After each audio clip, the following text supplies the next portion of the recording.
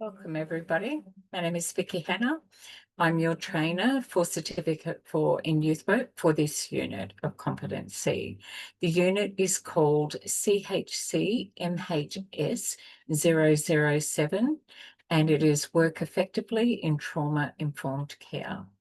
This is part one, so a short recording just to go over some of the key learnings for you and to show you what will be in your slides that you get. So you get the full deck of PowerPoint slides, and there's some embedded videos in there for you to watch as well. You'll find helpful. Part two is going to be a class discussion. We're going to talk about what does trauma mean? What do we think trauma is about? We're going to explore one of the scenarios that sit inside our casework and our role plays. And when we start a brand new unit, we often have new learners as well. So we run this for 3 weeks. We are in week one. And I like to do an overview, the key learnings, what you need to be able to have ready for you, how to navigate your way into the systems if you're brand new, is to make sure you reach out to the learner support officers on your email, which was in your enrolment. So they have some amazing resources with some really short videos of how to get into your porthole, how to find your resources, and they will make sure that you've got those. Watch those recordings, they're really helpful, and they'll guide you around that. So be kind to yourself while you're finding your way around as a new learner in the Haters community. And you're joining a class tonight that will be sector workers, and then also people who are brand new at this and really keen to be able to do youth work. So every one of the trainers at Hater are sector workers. So when we're not working because we're in a night college, we are working in the sector during the day. So we bring as much of that sector currency into our classes, but there are also sector workers, and then there's people who are transitioning and wanting to change their career and bring in other skills as well. So it's a fairly big class, and how you manage yourself in that space. You do not need to come to classes every week, but if you are looking to connect and have that networking, you'll find that it's a really valuable one. This particular class has very strong networking outside of class. So you've got study buddies there and people to do your skills, like we call them role plays, as well. So there's a lot of really soft informal mentoring and coaching that happens with your peers, and they are very welcoming as well. But if you're a solo learner, you never have to come to classes. You can watch the recordings, you'll get your resources, and you can work at your own pace. So, just find your way, find your flow when you come into classes of what will work for you. So let's get started. Week one, session one. On this, there will be 3 sessions that we run. Week one will be this overview. Week two, the case study. Week three, anyone who is ready for their role play, their skills assessment, can do that in class. We have people in week two who have already booked in, so that gives you an opportunity to watch a couple of other people do those as well. And that's really helpful learning too. So we'll start with acknowledgement to country. In the spirit of reconciliation, Hayter Institute of Education acknowledges the traditional custodians of country throughout Australia and their connections to land, sea and community. We recognise Aboriginal and Torres Strait Islander people as the first inhabitants of this nation and the traditional custodians of the land on which we work, live and study. We express our gratitude for the sharing of this land, our sorrow for the personal, spiritual and cultural costs of that sharing, and hope that we may move forward together in harmony and in the spirit of healing. We pay our respect to all First Nation people and acknowledge elders past, present and emerging. I come to you from Tarrablang Bundaland in Queensland, known as Bundaberg. So a little bit of housekeeping. In live classes, we manage this. You'll notice that some people put their hand up when they're going to speak. If you come in, cameras are on, where are a camera on college. However, you need to manage yourself and what's happening for you. I know you're working from home. So if you need to have your camera off and you're still there, that's perfectly okay, and we appreciate that. So microphones on mute because we do record and it picks up a lot of background noise that you might be used to, but it comes through the recording. So we really appreciate that. We take a break, I promise, and then our relationships are respectful. Peers and colleagues in this classroom, the same as what we are in the workplace. No smoking or vaping on camera. So like every other workplace.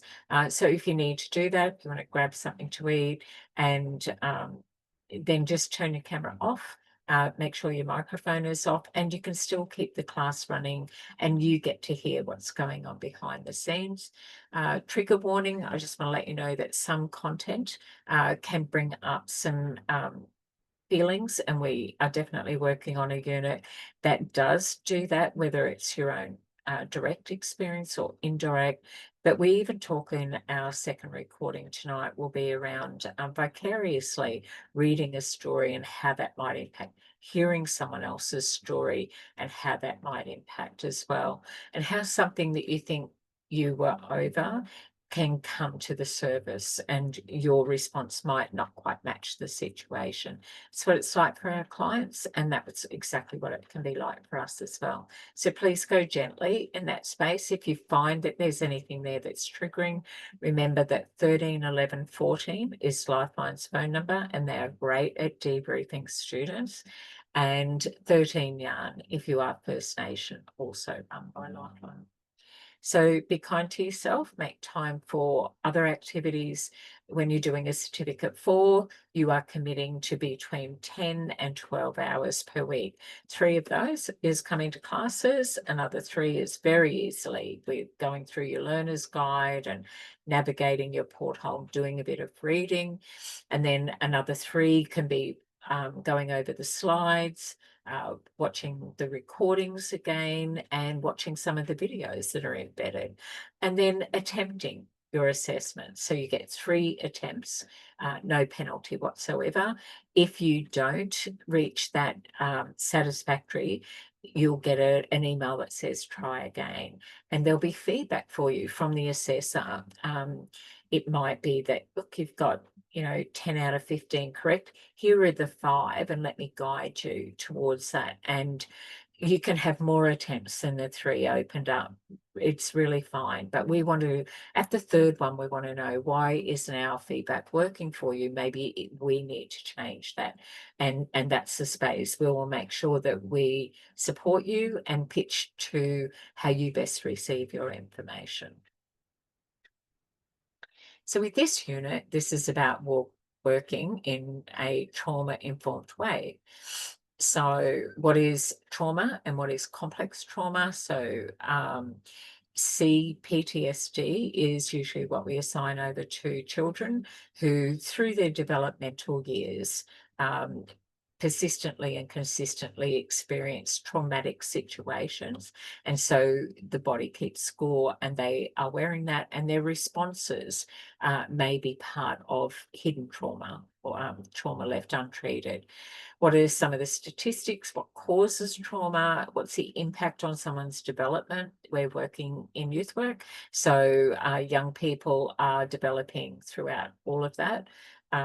They have young minds, and they have different ways of processing their information as well. So the relationship of interpersonal violence on trauma, so we're going to cover a bit around domestic family violence, or even some of those other relationships that we might have at work. We talk about bullying and harassment, and there's all different types of trauma. And then what are the coping mechanisms, and how might our clients present with maladaptive coping mechanisms, where what they're doing isn't serving them, but they haven't got another strategy in place, and that will be the work that you do.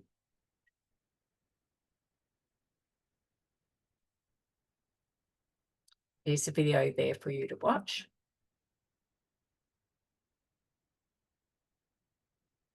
which is Understanding Trauma. This will take you through to a link and you'll be able to click on that. So according to the American Psychological Association, APA, trauma is an emotional response to a terrible event like a debilitating accident or natural disaster. A person may experience trauma as a response to any event they find physically or emotionally threatening or harmful. So someone may respond or react differently than another person. Even two siblings growing up in the same household, one can experience that differently to another. So the types of trauma are acute, so it's a single event, such as an assault. Chronic is resulting from repeated exposure to traumatic events, as in the case of ongoing abuse, and it may currently still be happening. And then complex is resulting from multiple traumatic events, especially CPTSD, which is during those developmental years with young people. So we'll have discussions in our classes. I'll move beyond that. And I'll hand that over to the class to be able to unpack what that's like. And we'll put some scenarios and share some information there on how do we approach trauma in safe language. Trauma is caused by an event a person finds very painful and highly distressing. So for them is that space. For example, criminal assaults, high-risk occupational groups, just the very nature of their work can be traumatic. Survivors of domestic family violence, intergenerational trauma, and natural disasters.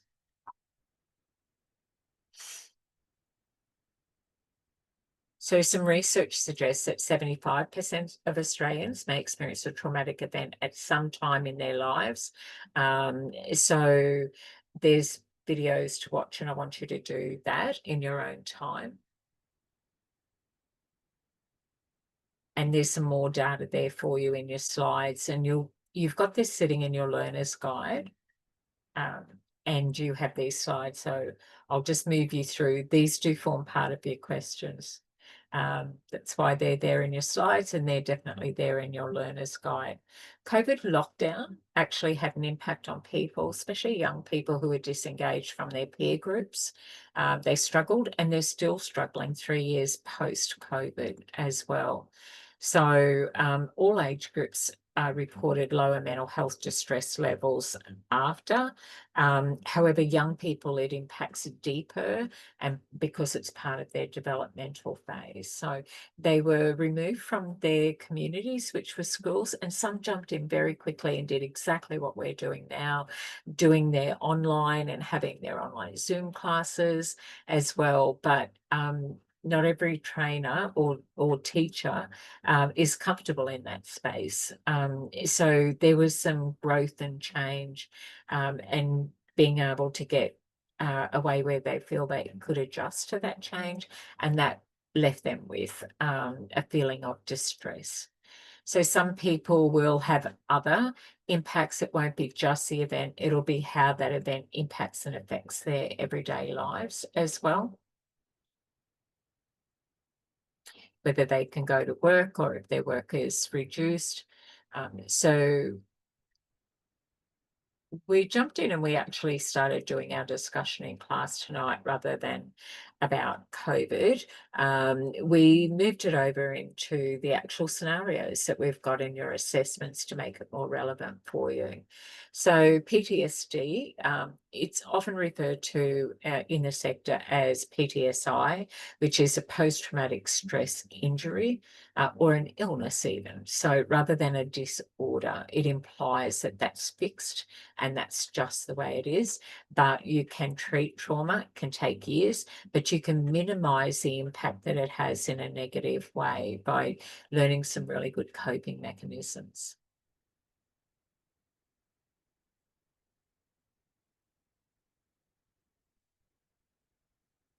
Interpersonal violence includes domestic family violence, the cycle of violence of power and control, and symptoms of that is it turns up and shows up as anxiety and depression, hypervigilance, very overprotective, outbursts of anger, flashbacks, nightmares, and intrusive thoughts. So you'll step into that space and you'll help people unpack that. They'll share if they trust you. So we look at the cycle of power and control. It's often referred to as the cycle of violence, but there are other methods that we work with. So the cycle of violence came out in 1973, and we've moved on from that. Now we do a lot of our work with the user of violence, whereas this particularly focused on what roles people played in that and participating in that, but mostly around the victim survivor. Whereas now we know that from victim to offender is and a lot of evidence based around that. And we work with offenders in young people all the time. So that may be their maladaptive coping mechanism. So because they think perhaps that fight will end up moving us back into that makeup stage, and that's what they're aiming for. And this is the process to get there until someone teaches them that this part here and this part here is where we know that early intervention prevention. We can only do our work in this stage here in the calm phase. So it's a small window, but we need to be able to show people where are they up to, how are they coping with that, what their awareness is of that. People can be sitting in denial. So there's more recordings there for you to be able to watch. Some interpersonal violence, and talks about in home and feeling unsafe. A lot of trauma, childhood trauma, comes from the family unit, of course. So there are childhood trauma in the brain. There's quite a lot of videos in this one. And in our second recording, we do talk about what is trauma, how does it turn up. We talk about our survival responses: fight, flight, freeze and fawn, over accommodating, people pleasing, overachiever, identity as a victim, denial, so like some learned behaviors, repressing memories, being emotionally detached, withdrawal, and rationalizing, trying to make sense of something and normalizing it. Some of the longer term effects, if not treated, is the need to control, addiction, some self-medication, trying to self-soothe, addiction to work or exercise. The respectable addict is the workaholic. Self-harm and suicidal ideation, disordered eating, meaning not understanding the nutrition that sits around that and the best times to eat, and then a need to control others. This is how it may show up if not treated, a need to control. And then, of course, the issues are mental health, incarceration, homelessness, relationship breakdown, and ad hoc or unemployment, underemployment as well. So what are some of the effects of trauma? So here we have some resources for you. It asks you to go to page 15 of your learner guide. It just double check sometimes when it uploads into your computer, the pages kind of move around a little bit. It is a document that you're able to download, keep into your folder, and then keep going to. All our assessments are open book, so you can refer to that. I like to read the learner's guide first from cover to cover, get a feel for the language and see if there's a flow like I would if I was reading a book. It's brief and it's a summary, and then you can go over and have a look at your assessments and go, oh, the quizzes are based on a lot of questions and information in my learner's guide. I'll just go and do a search and find that there as well. So referring to some evidence for you when you're answering some questions, the National Child Traumatic Stress Network, in Western Australia, Child Development and Trauma Guide, Blue Knot Foundation, Harvard Health Publishing, and Headspace. So there are some good research places to source. And of course, you can do that in your study sessions with people outside of classes. And then when we jump into our breakout rooms, we do some of these activities together as well. there's another video there for you. So in week 1, session 1, there's actually quite a few. So what is your homework for this? Let me just get me over on the screen so we can see that there. Great. So our key learnings are around our language, how we present ourselves, what might we observe, what might we hear, what would they be doing, how would we recognize it, and then how are we turning up for our clients, making sure that we're very regulated in that space. We have to not meet them where their energy is. We need to make sure that we are in that grounded position ourselves, like fully present, and we've taken that moment to catch our breath, get our head in the game, and know that we are looking after ourselves so we can go in there frontline and do that work. So your homework is to go over your learner's guide, and if you haven't got resources, please contact learner support officers, so which is lso@haiderinstitute.edu.au. So this is the end of part 1. It's not the end of the recording. So I'm thanking and I'm closing part 1, but right behind this one is a part 2, which is a live discussion, and the learners that are there are going to be driving that. So I just wanted to say thank you and stay tuned, and we're going to be working with that. I want to do just a very brief one before I wrap this one up on how to find your way around the assessment. I just want to show you what that looks like in the portal from our. Okay, so welcome everybody. Let me just pop this over here for us. So what you can see here is an assessment. I wanted to show you in week 1, task 1. So in your porthole, you will see the unit code, which is there, the description, which is work effectively in trauma-informed care, and then T1 of 4, which means that's task 1, and that there are 4 assessment tasks. The first one is the online quiz. So it just walks you through this. You'll need to have access to a computer. Can't usually do this on your phone. You might be able to on a tablet though. So just test your devices. If you need some assistance at all, just reach out to our learner support officers. And then when and where will this task be completed? You complete this one independently in your own time, and your assessor will advise you of a due date. So you've got 12 months to complete your certificate for in youth work.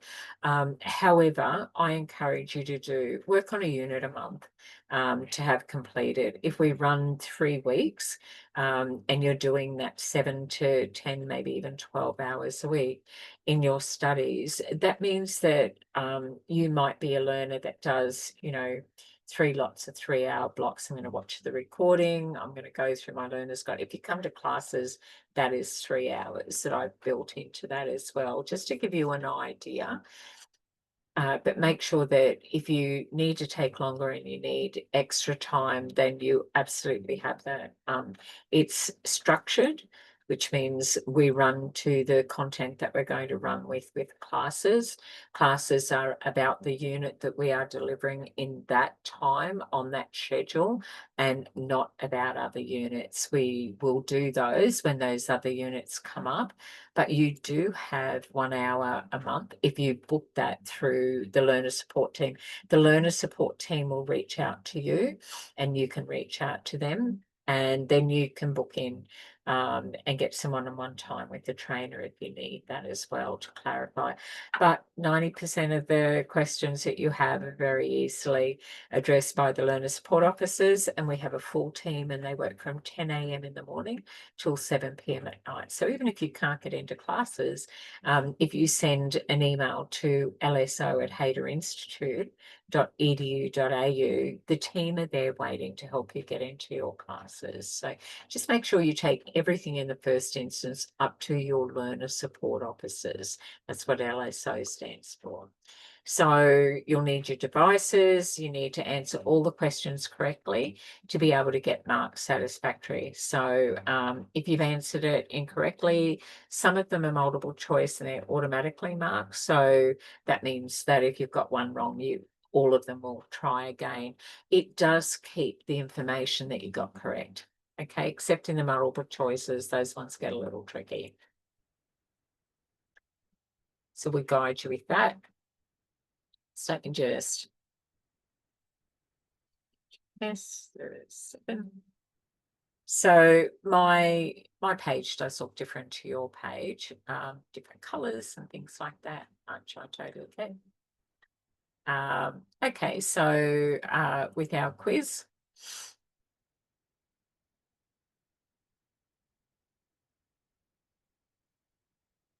22 questions. Question number 1, define the terms trauma and complex trauma. Explain the differences between each. I just showed you those in the slides. So the answers are in the material that we've given you in our discussions and in our learner's guide. You get a copy of the slides as well. So that's your reference. Save all your work. These are your resources. Now you're with Hader, and you can use those at any time. Question 2, identify the prevalence of trauma in the general population. So that's some of your data, and discuss whether it is higher or lower than the prevalence of trauma in those who access mental health services. Specifically, that was in one of your slides. Let's scroll down, have a look at some others. For each of the following, explain the ethical, legislative, so the laws, and or the organisational requirements that apply to your work. And this is for each of them. So, and then how would you work with an awareness of these requirements? An example of a type of breach that could occur for an individual with a mental illness.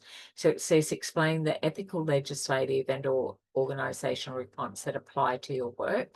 So we are governed under certain laws, and we take both the ethical and legislative sits around different acts. So an act is the law in Australia.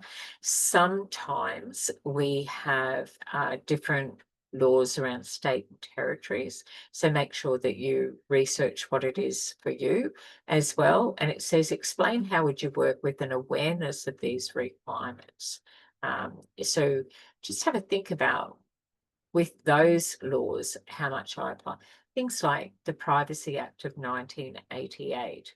So that's both ethical and legal requirement for you to do that. And then your organisational requirements are your policies and your procedures. And then how do we apply those? This one is identify 3 types of referrals that you may need to make for a client in trauma-informed care. So you are a non-clinical worker, which means you don't do a diagnosis, but what if there is an underlying issue? So a GP is a really good referral. We might also refer, if we're working with a client, a housing and homelessness service. We might refer them over to someone to get some counselling, so psychologist. So you as a youth worker, you are the anchor. You are the one that helps them navigate the support that they need and those wraparound services. And you check if it's been a good referral. So we refer out, but we also make sure that that is a good fit. Is it accessible? Is it a hardship financially for them to access those services? We've got to consider what trauma-informed care is like. We've considered what it will be like for our client as they go through and navigate that journey. So that's task 1. So 22 questions, some of them are quick and easy, some are multiple choice. And if you aren't successful, then it will get marked. The assessors just go through those in the wait list, and we aim to be able to get those to you in a 48-hour turnaround. Of course, if you submit on the weekend, that 48 hours is not from Friday to Monday. It's it either ended on the Friday and it starts again on the Monday. However, it sits there on a wait list, and we will give you feedback. If you need another attempt, we will definitely do that. And if you need more than the 3, which automatically give you access, we will open up more. But we'll also see which question you might be stuck on and how we can help you with that. So the markers are in there and their feedback is meant to guide you, tell you what you're doing really well, and then what you might need to do differently to be able to get that answer correct to the sector. So stay tuned now. We're about to jump into part 2. That'll be in a different recording for you. So we'll see you next week when we're up to task 2, which will be covering our case study, and a couple of our learners will be actually doing role plays. But part 2 in this recording for this week's class is some sector discussion with our learners.